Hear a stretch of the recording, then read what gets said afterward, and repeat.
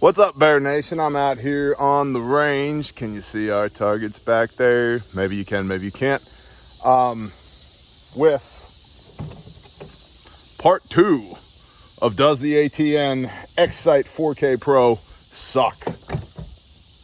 Stand by for contact.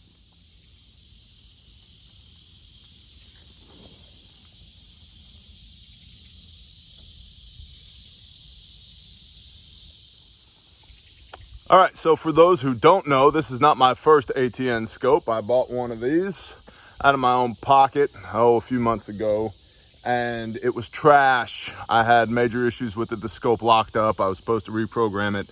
That didn't work, blah, blah, blah. I ended up sending it back to ATN after commenting on one of their Instagram posts. Somebody from their organization got a hold of me, and they swapped it out for this scope right here, which is an exact replica of the one that I had, but per them, the firmware has already been updated from the factory.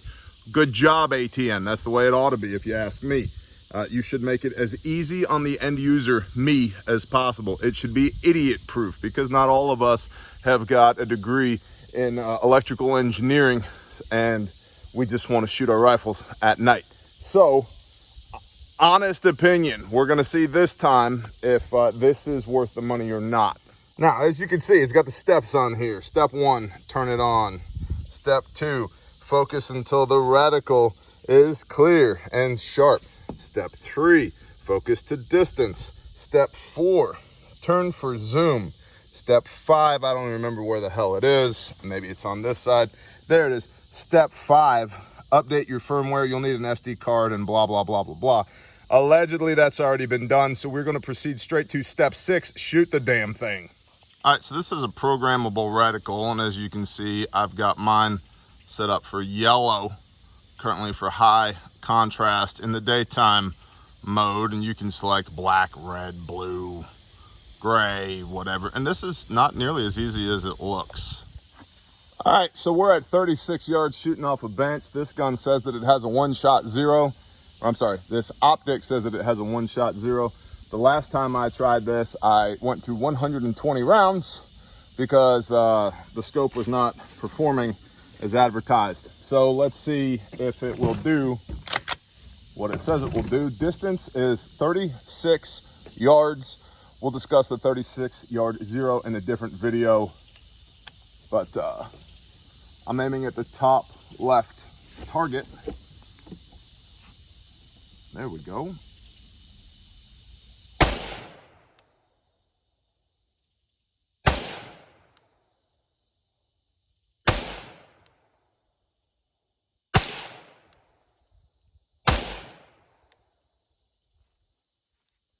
So that's 5 rounds, just so we can get an idea of where we're hitting, because we will need to move the reticle on target. This rifle's not been zeroed before.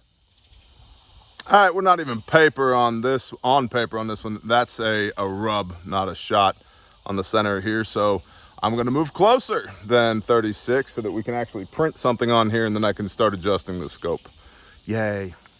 I should point out as well, I've done nothing to this optic other than take it out of the box and bolt it to my rifle, which, by the way, be careful when you're torquing down the supplied rings to your Picatinny rail that come with this scope, because I broke one of them.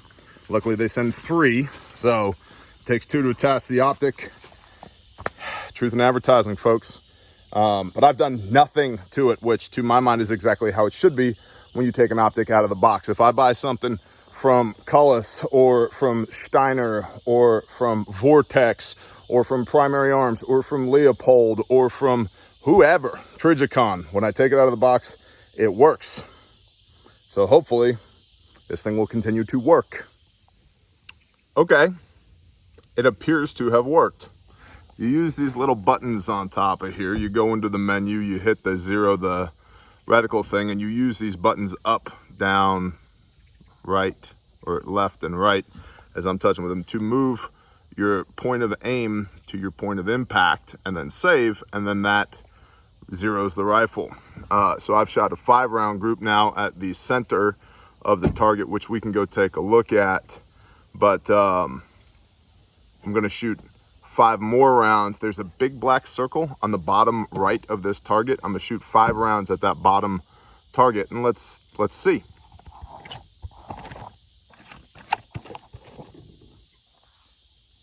using a bare minimum as a rest, a Gen 1 bare minimum as a rest, because hashtag cool guy stuff. All right, bottom right circle.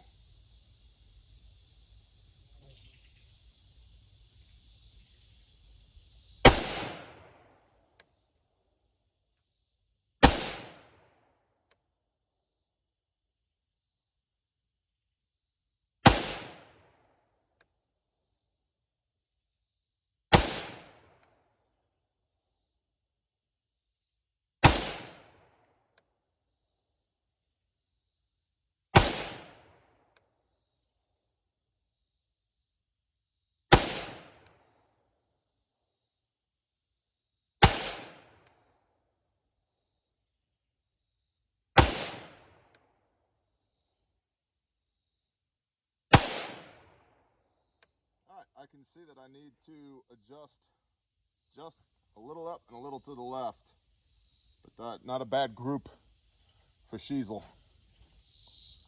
All right, slight adjustment made. Now I'm going to shoot. There's a red circle at 12, 3, 6, and 9. I'm going to shoot at the red circle at 12 o'clock on this target. Oh, that's nice and comfy. Back my zoom out. Oh, it's not a red circle. It's a black circle. Or is it red? I don't know.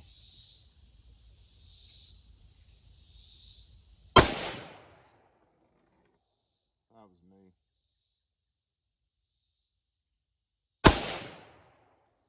There we go.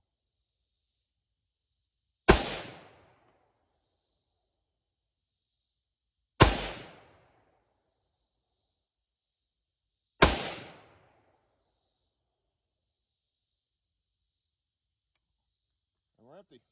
Let's go take a look. So obviously we're going to need to do some night shooting with this as well, now that it's appropriately zeroed. Using Tula 55 grain as well, off of a plastic table that's leaning at about a 15-degree angle. Shooting from my knees, but there are a couple of bad trigger presses in there. That was me. Excuse me. All right, stand by.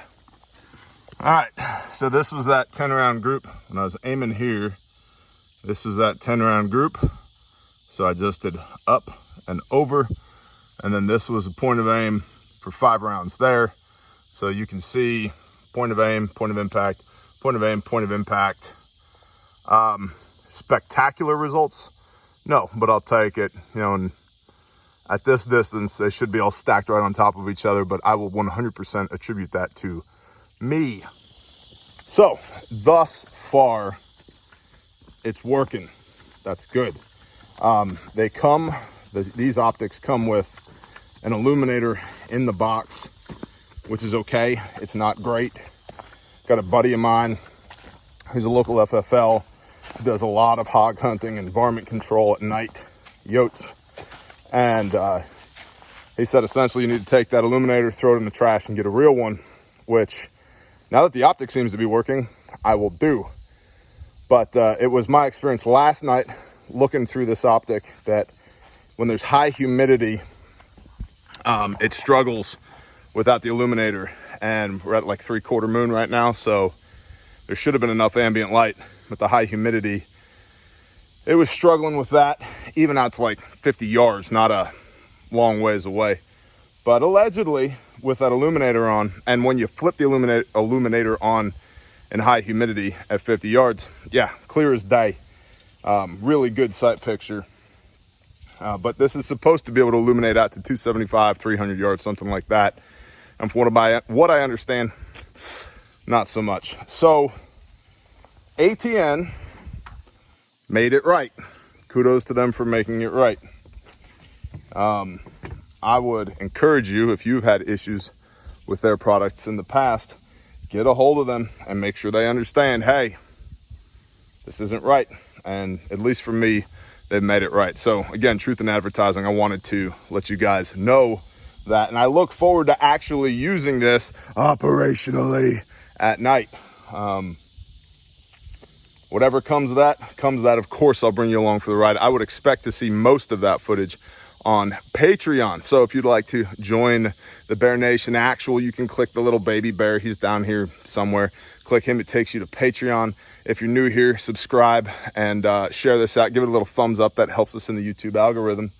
And kudos, ATN. Thanks for doing your job. Bless y'all, Bear Nation. Shalom.